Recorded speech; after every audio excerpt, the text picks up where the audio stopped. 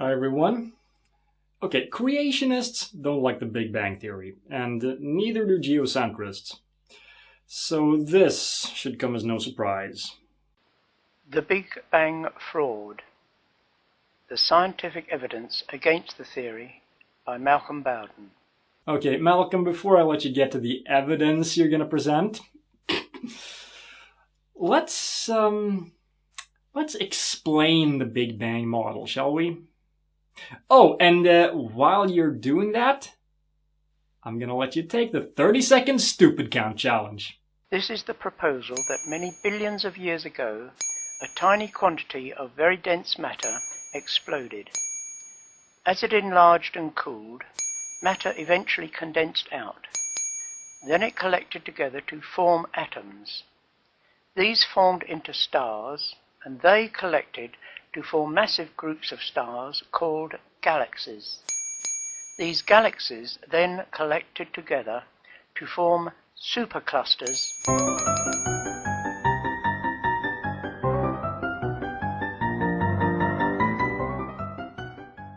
Wow.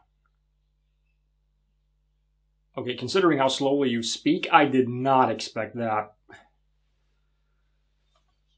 Well, this video is not completely redundant, since you're obviously arguing against a straw man version of the Big Bang, but, just for fun, let's keep going. The Big Bang Theory arose from an observation by Professor Hubble.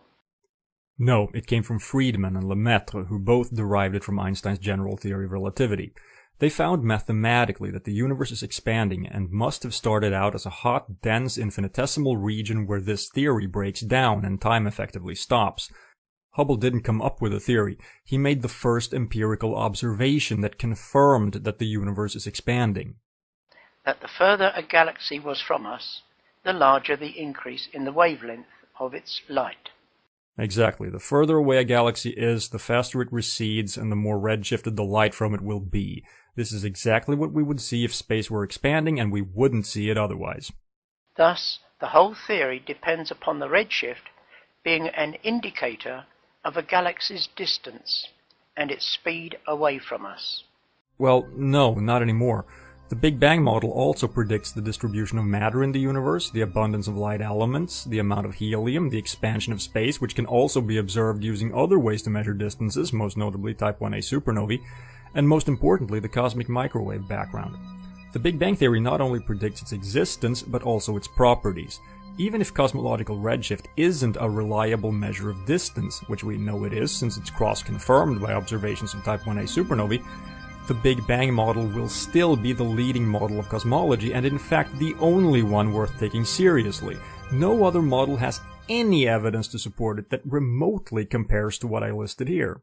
But is this correct? Yes, but I'm sure you'll try to argue otherwise, with hilarious results. Halton Arp was investigating quasars which are very bright bodies with very large redshifts. So they must be a very long way away from us. But then he found that many of them had a small wisp of material between them and a galaxy. I can think of 4 problems with this. The first is that in some cases this can be an illusion caused by the perspective from which we're viewing the quasar in question. In other cases it can be attributed to the equipment used to make the observation. In other words, this could all be due to observational errors. The second is that we should expect the odd exception to the rule that objects farther away recede faster. It's just that this will require an object to be moving with sufficient velocity for some other reason than the expansion of space. For example, Andromeda is actually moving toward us, because its velocity in our direction is greater than the effect of the expansion of space between us, which is actually very small since it's so close cosmologically speaking. Third, Arp's proposal is not that we can't use redshift to measure distances, but that we can't use it as a reliable way to measure the distances to quasars, because they, or so he says, are redshifted due to some intrinsic property that we can't currently explain. What this means is that even if we accept what he says, and we shouldn't, it does nothing to refute the Big Bang model. Finally, Arp's ideas that stem from a time when we still didn't know what quasars were, they're the nuclei of active galaxies, are not supported by more recent observations.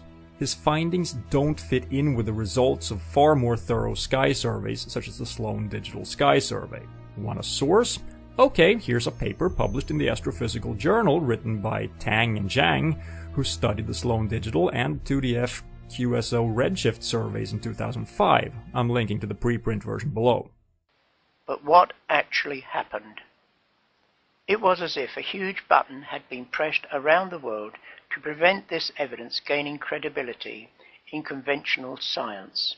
That's simply not true. He was treated like any other scientist whose work doesn't live up to the standards of the scientific community. The reason he's not taken seriously today isn't that he proposed something controversial. It's that instead of fixing the problems pointed out or acknowledging that he was wrong, he cried conspiracy. This is an example of peer review doing what it's supposed to do: force scientists to properly support their work so that poorly supported garbage doesn't end up in scientific journals. There are other proofs that falsify the theory. Other than, saying that only makes sense if you have presented something to begin with. If redshift is a measure of distance, then there should be a straight line correlation between these two measurements. In 1976, Tift accurately measured redshifts, and he found that they were in distinct steps of 72 kilometers per second. And more recent studies disagree. Once again, I cite Tang and Zhang's study. I can also cite Hawkins et al., who did a similar study in 2002 and found absolutely no evidence of anything of the kind. But so what? A periodicity in the cosmological redshift doesn't mean that the universe isn't expanding. At most, it would mean that our understanding of the mechanism behind the expansion is wrong. As the Big Bang expanded, the disposition of matter should be extremely uniform. But it is not. It is clumped into stars, galaxies, and superclusters of strings of galaxies. Well, that's just silly. Gravity, you fucking retard! Gravity! Have you ever heard of fucking gravity? Gravity! To account for this grouping, they have invented cold dark matter. No, dark matter was initially proposed to explain the rotation of galaxies. They rotate as if the majority of the mass is outside the part of the galaxy that we can see, suggesting that galaxies are surrounded by halos of something that has mass but still can't be seen, hence the term dark matter. Incidentally, this also fits perfectly with the observation you mentioned. Galaxies affect each other as if they have more mass than that which can be attributed to visible matter. Dark matter isn't some invention, it's a name given to an observable phenomenon that is still not very well understood. Yet no one has ever seen or measured it. Of course no one's seen it. The clue is in the name, dark matter. But yes, it has been measured indirectly. Galaxies affect each other and bend light as predicted by the theory. I'd also like to direct you to this image of the bullet cluster, which is actually two clusters in the process of colliding with each other. The collision has caused the dark matter to separate from the ordinary baryonic matter. The blue overlay shows the mass distribution as measured using gravitational lensing, while the pink one shows the X-ray radiation produced by colliding matter. Notice how the blue isn't restricted to very dense regions around the galaxies like you'd expect? Instead, it looks like there's much more mass between the galaxies. Here's a similar one of another cluster. It's really quite simple. Galaxies behave like they have more mass than we can observe directly, and the best explanation for that is, and try to follow the logic here, that they do. In 1992, the Cosmic Background Explorer, COBE, satellite plotted the temperature of the background radiation. This was gravely announced as the holy grail of science. Source, please. Sure, it's important, but it's no theory of everything. It only found differences of 1/30,000,000th of a degree. More like a 30,000th as I recall, but anyway, what's your point? And even this was only produced after many corrections and subtractions. And since you don't understand why various corrections are made, you assume it's for dishonest purposes, right? It couldn't be to account for emissions from our own galaxy, now could it? It is far too small to explain the present distribution of matter. Really? Well, what would be required then?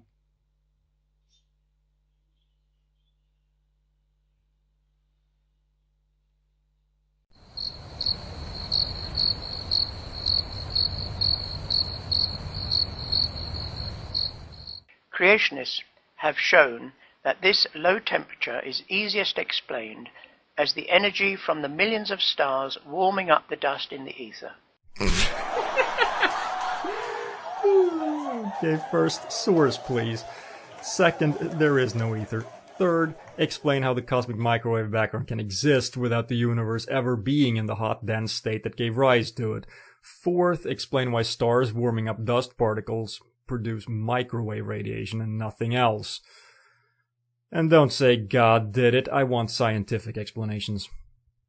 Oh, and why do you only look at Kobe? Why not the more recent W map? Oh, right, because it gave better results, never mind. Calculations show that it would take about 6,800 years for it to reach the present temperature. Well, let's see those calculations.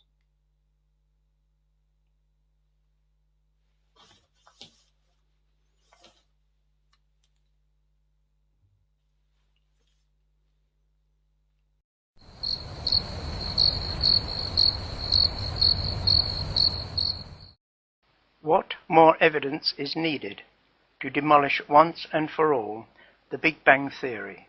What more than what? You haven't presented anything yet. But, fair enough, I'll tell you.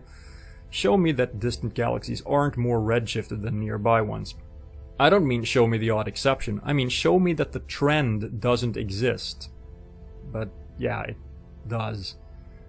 Okay, show me that the cosmic microwave background doesn't exist. But, yeah, it does. Show me that the universe isn't homogeneous and isotropic. Oh, wait, it is. Any model of cosmology that could ever replace the Big Bang still has to have an expanding universe that started out in an extremely hot, dense state and is still expanding today at an accelerating rate. Those are the facts, and a model that is in conflict with the facts obviously can't explain the facts, thus making it a useless model. What that means is that a model that replaces the currently accepted Big Bang model would simply be a modified version of it. And guess what? The current Big Bang theory is not the one that was proposed initially. It's been modified several times. There's no dogma here. Present evidence and the theory will be modified to take the new evidence into account. To falsify the Big Bang entirely, however, is like falsifying atomic theory. A theory that replaces it still has to explain everything atomic theory does, including atoms. It's not that atomic theory is dogma, it's that atoms exist. If the Big Bang is destroyed, as we hope we have proved, evolution is destroyed with it, for it relies on it to provide the huge time spans for evolution to take place. You haven't even made a serious attempt to disprove anything. You've cited refuted and outdated information, demonstrated that you don't understand the model you're trying to disprove, and you've made assertions that you can't even begin to back up. Also, I think you've missed some very basic mathematics. Let me try to explain this. Infinity is more than 13.8 billion, not less. If evolution has time to happen in 13.8 billion years, it will also have time to happen in a Big Bang-less static universe of infinite age, which is the alternative you're unwittingly arguing for.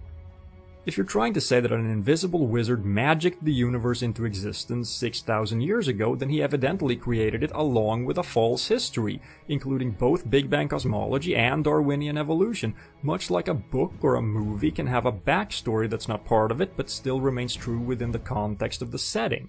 If God did it, the history we observe to be true is still true within the artificial reality he created. And that's the reality science studies because that's the reality we're stuck in, and we live our lives by its rules. No matter how you twist and turn it, as far as science is concerned, God is irrelevant. In this issue was an open letter signed by 34 scientists who complained that criticisms of the Big Bang Theory were consistently blocked. And if you bother reading the letter, you'll see that it's written by people who are either extremely biased and butthurt like ARP, or who simply don't understand the theory. Among other things, they claim that the theory makes no predictions that have been validated by observation, and that's simply not true. I've already given you several examples. They also left out the fact that no other theory makes these predictions. To close, let me quote Sean Carroll's response to this letter. If individual researchers would like to pursue a non-Big Bang line, they're welcome to do so. That's what tenure is for, to allow people to work out ideas that others think are a waste of time. But the community is under no obligation to spend its money supporting them.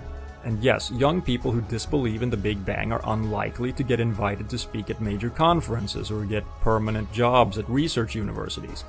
Likewise, astrophysicists who believe in astrology or medical doctors who use leeches to fight cancer. If I get to decide whether to allocate money or jobs to one of the bright graduate students working on some of the many fruitful issues raised by the Big Bang cosmology, or divert it to some crackpot who claims that the Big Bang has no empirical successes, it's an easy choice. Not censorship, just sensible allocation of resources in a finite world.